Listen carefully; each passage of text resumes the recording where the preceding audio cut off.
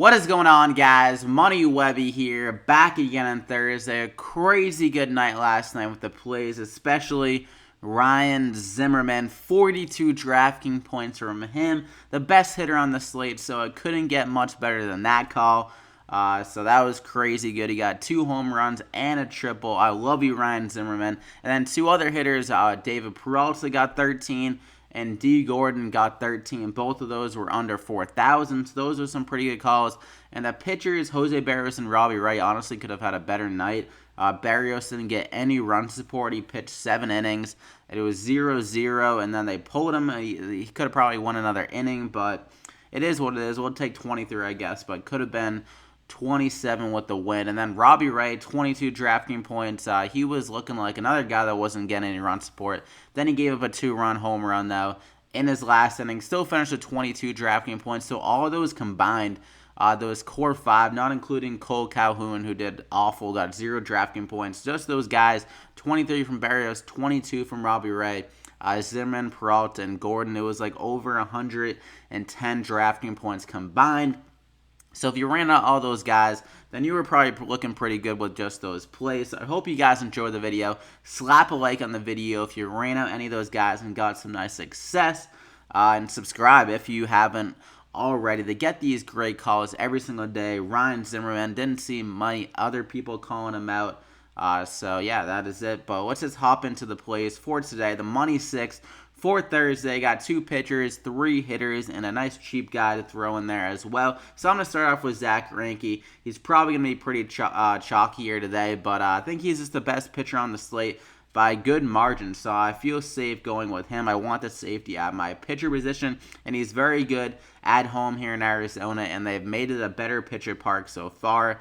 Some low-scoring games recently here in Arizona, and he has some great K stuff, some solid history against San Fran. He's seen these guys a lot, so he knows how to get them out. And at 10,600, I feel like the price is a little bit cheap here. I think he can go over 20 DraftKings points pretty easily and go a little bit deeper in this game. He hasn't been going very deep, but his pitches have been trending up with 83, 86, and 92 the last 3 games. So maybe he'll go a little bit deeper in this game and have some more success in this one against St. Louis and the Dodgers.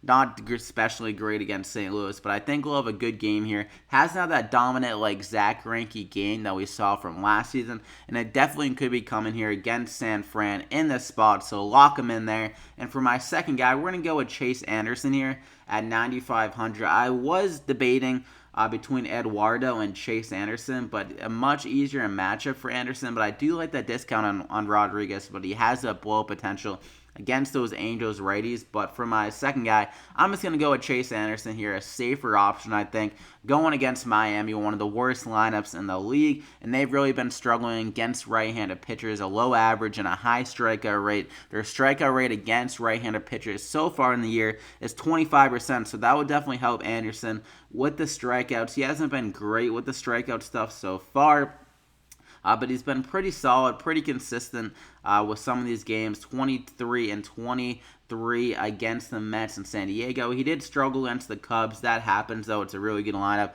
St. Louis, I guess there is killing all my pitchers, but they really got to him somehow. But Anderson, back here against Miami, one of the easiest matchups he should have on the season along with San Diego. And that matchup he did very well with 23. In Vegas, they're only projecting 3.7 runs for this Miami lineup, so they like Anderson as well, and they're going to get a lot of run support, I think, in this game. So as long as he just does what he's supposed to do, Milwaukee should give him the run support, and he should be able to get the W and get some more strikeouts against this Miami lineup. So lock him in there. And now let's go on to the hitters. We got 3,700 remaining per player. I was considering going Ryan Braun here in the outfield, but at 4,500, I'm not sure if he's even playing, so I'm not gonna like recommend him. But that's definitely not definitely a guy to keep your eye on.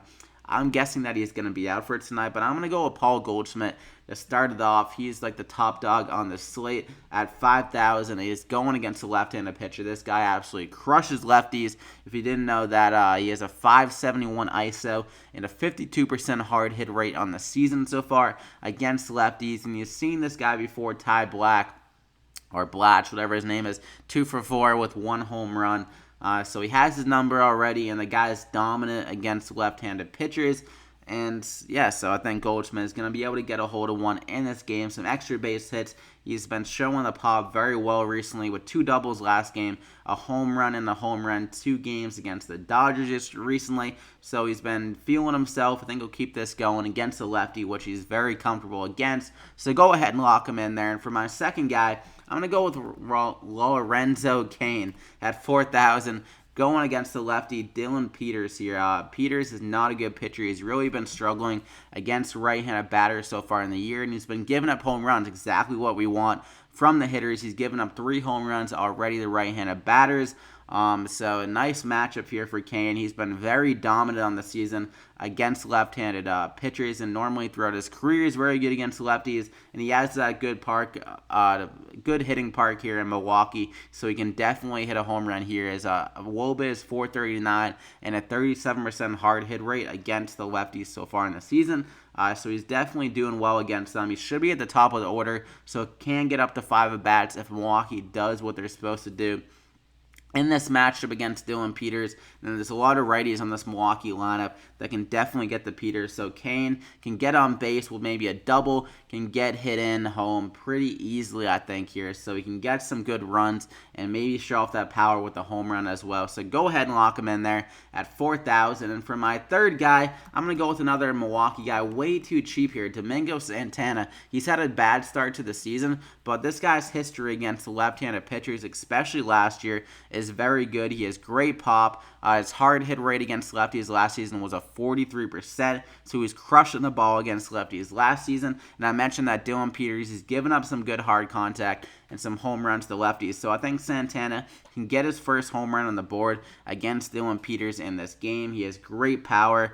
So Santana, he'll be in that like cleanup spot, probably 4, maybe 5 spot, and can definitely knock in some runs here with a lot of RBI opportunities. The Milwaukee lineup is projected like 5 runs or something like that. So Santana, a great spot to return some good value at 3,000. So lock him in there. So that's the core 5 really. You got GREINKE, Anderson, Goldschmidt, CAIN, and Domingo Santana. Pretty much what the chalk's probably going to be stacking up this Arizona and Milwaukee lineup. But the thing that I noticed is that San Fran's pitcher doesn't give up much or many home runs, So I would probably prefer stacking that Milwaukee lineup. I feel like they have more upside and they're a little bit cheaper throughout. So that's something to consider, especially if Ryan Braun's in there. You can throw him in your stack. But for my final hitter, nice little value guy, it's going to be Rafael Devers at 3,700. The guy's been balling out this year, especially lately. 25 and 17 the last 2 games. He loves it in LA, I guess.